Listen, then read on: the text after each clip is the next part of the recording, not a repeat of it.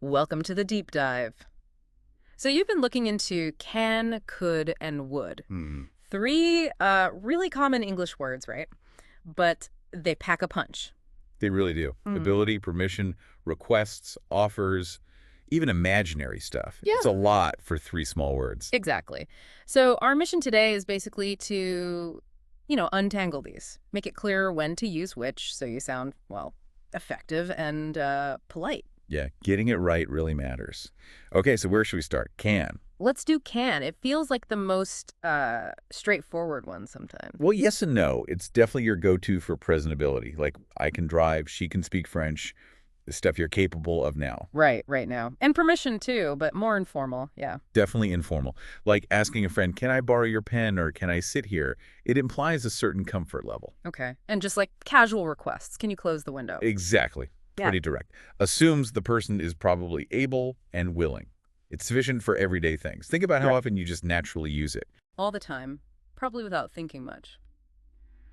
Okay, so that's can. Present tense, informal permission, casual requests. But what if we need something a bit different, like talking about the past or maybe being a bit more careful? Yeah, that's where could comes in. Big one. First off, past ability. When I was younger, I could stay up all night. Huh. Yeah, could. Definitely past tense for me too. Right. But the other major use is politeness in requests. It adds a layer of deference, maybe. So instead of can you pass the salt, you'd say. Could you pass the salt, please? It just sounds softer, less demanding. You're giving the other person a bit more space, acknowledging it's an imposition, however small. Interesting. So it dials up the politeness level compared to can. Significantly.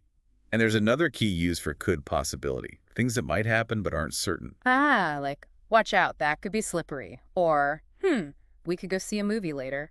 Precisely. It's not definite. It could rain. Maybe it will, maybe it won't. There's that element of uncertainty that can doesn't usually have. Okay, that makes sense. It softens requests and indicates possibility. Useful word. Very. Now, that leaves us with would.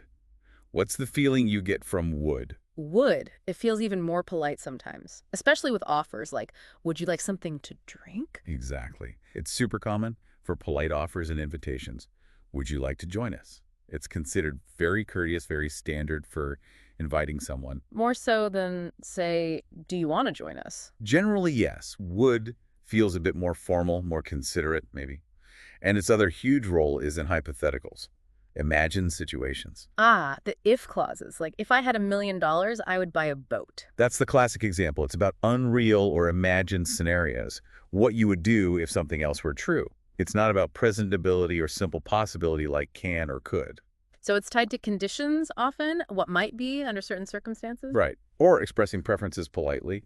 I would prefer the window seat. Okay, let's quickly recap then. Can.